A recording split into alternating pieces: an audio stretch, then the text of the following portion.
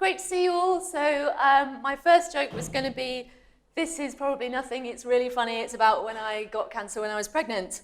But you already know that now, so that's what it's about. I'm just going to plunge straight in. These are the first two boxes. I was wearing my favourite t-shirt on the day of the diagnosis. I never want to wear it again. The flat is full of flowers. No one can bring themselves to write cancer in a card, apart from one friend who's had it before. Oh, fuck cancer. So you might think that getting cancer is obviously not a very funny thing to happen, but I think things can still be hilarious as well as devastating. So this is probably one of the least funny pages in the comic. It's where I'm being given the diagnosis. I've just spent 2 weeks in hospital having this big tumour removed, and at that point hoping that it wasn't cancerous. So here's them telling me that actually it is. So a tiny windowless room. I try not to think it must be bad news. The bad news is that I'm afraid the tumour was cancerous. I don't feel anything. The good news is that of the 25 lymph nodes we removed, only 5 were infected. So we'll give you a course of mild chemotherapy to mop up any leftover cells. I'm surprised to notice that the only reaction to being told I've got a potentially terminal disease is that my neck feels suddenly icy cold. I think this is the moment we hug each other and cry. I'll let you have some space for a bit. We hug each other and cry. I have a CT scan to see if it's spread to my liver or lungs. It hasn't. So, pretty awful so far. This is the scene where I met my oncologist for the first time. And although here she's explaining our options, which were all awful, it was have chemotherapy and continue with the pregnancy at the same time, or have an abortion, then have treatment, or delay treatment till the baby was born. She was an absolute delight to draw because she moved around so much. And she always seemed to be wearing a ball gown at our appointments. And I was always just sort of distracted by her frilly bra and the funny hand movements that she would make. So although seeing her was awful, it was really great fun to draw. So we decided that I should have chemotherapy and continue with the pregnancy. So 3 months into all my treatment, my son James was born, and here he is being born. It all happens very quickly and feels like someone rummaging in a handbag. Tom sits next to me. He can see what's happening in the reflection on the lamp. Here he is. They lift the baby over my head. I hear him cry and get a good view of his bum. All I can think of to say is, wow. So I thought at this point it might be interesting for you to see some of the comics I used to make before.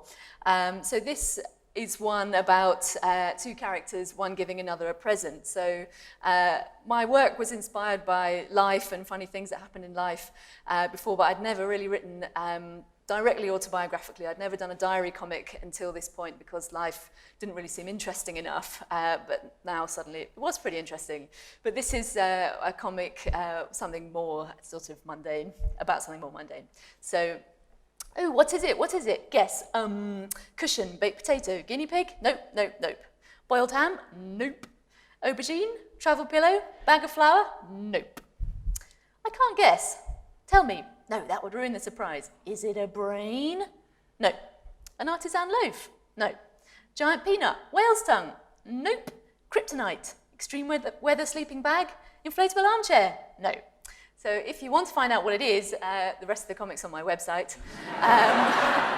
It's too long to fit into the 10 minutes, so I thought I'd just give you a taster. So this is the first comic that I drew in which I put myself. So this is me and Tom going to the David Hockney exhibition. Why would they put these ones together? I mean, why? Yes, my mother's side, he was an artist too. It's because of the simplicity of style, I think. Yes, yes, yes, yes, yes.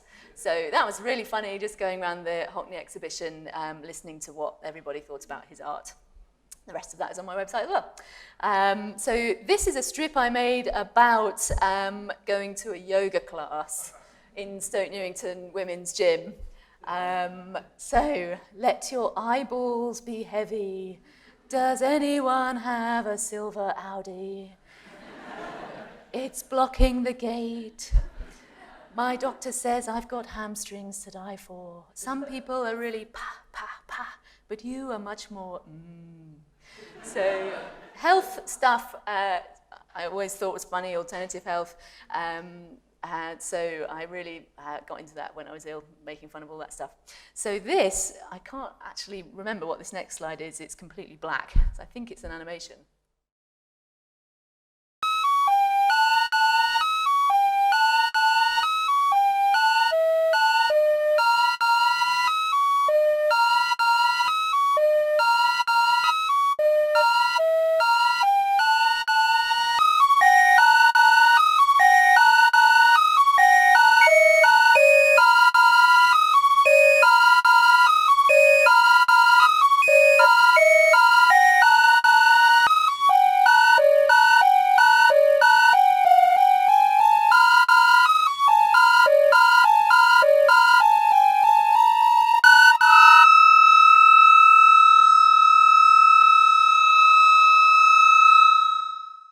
So I did a load of films about the most annoying songs ever.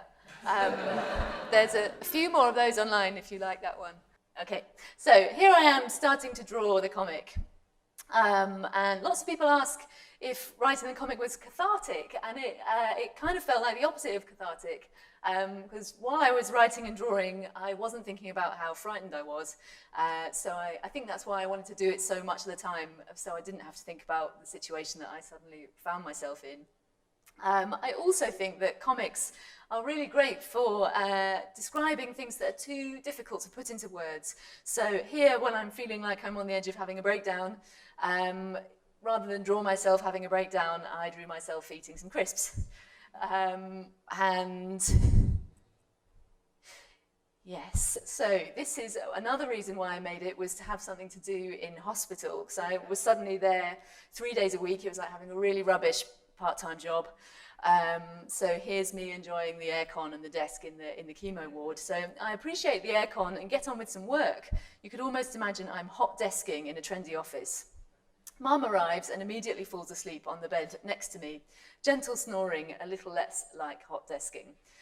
So my mum has this amazing ability to just fall asleep wherever she is and whenever anything's stressful. So there's lots of points in the comic of my mum asleep in various different places. I also made the comic to kind of question the way that people talk to cancer patients and about illness and cancer without having to kind of confront anybody directly or cause any arguments, because I know that no one wants to say the wrong thing. But it was a good opportunity to talk about some of those things. So I hate hearing about other people's cancer experiences. Of course, when Roger died, blah, blah, blah. Especially if they died, I feel like I'm being chased by ghosts. It was really amazing. My mum lived for 12 years after her diagnosis. That's not amazing, that's shit. I want to live for another 50 at least.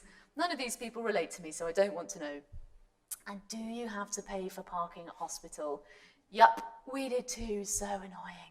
The whole thing is so uber fucking annoying. I don't feel like complaining about the tiny things. It makes it all seem worse. There's quite a lot of swearing in the comic as well, which is funny. I think, swear words. So here's another bit, that kind of thing. Judy looked like a skeleton at first. Oh no, sorry, wrong voice. Judy looked like a skeleton at first. Sometimes it's as if people want to show they aren't afraid to talk about it. I've just got to go to the loo. Best thing to do is walk away. They're only trying to be nice. I guess if people's relatives have died of cancer, they do need to talk about it, but I'm definitely not the right person to talk about it with. Sometimes I prefer going to hospital on my own, so I don't have to explain to anyone what's happening, or with people who I don't have to explain anything to. There's my mum asleep again. Being angry can also be quite funny, so here's a moment when I'm really angry. Some people suggest I got cancer because I'm holding on to pain. Please have this book, it will change your life. Would it help release some of my pain if I told you to fuck off? I also loved writing about East London, where we were living at the time, and Hackney, because I wasn't working. When I wasn't in hospital, I spent most of the time just wandering about and going to cafes and sort of observing funny things that were going on. So this is us walking through the park, and yeah, so my shit's gone bright yellow. I just splashed myself in the face with it. Oh dear. Want to go to the park? It was a lovely day. Even those turd-like sculptures look nice. So that's the turd-like sculptures in Victoria Park. We went on some other lovely walks. This was us at the city farm. That goat's got the same hair as your dad. Imagine it with a pint and a Kindle, so happy. we carry on walking through Whitechapel. Victoria Cottages, cute.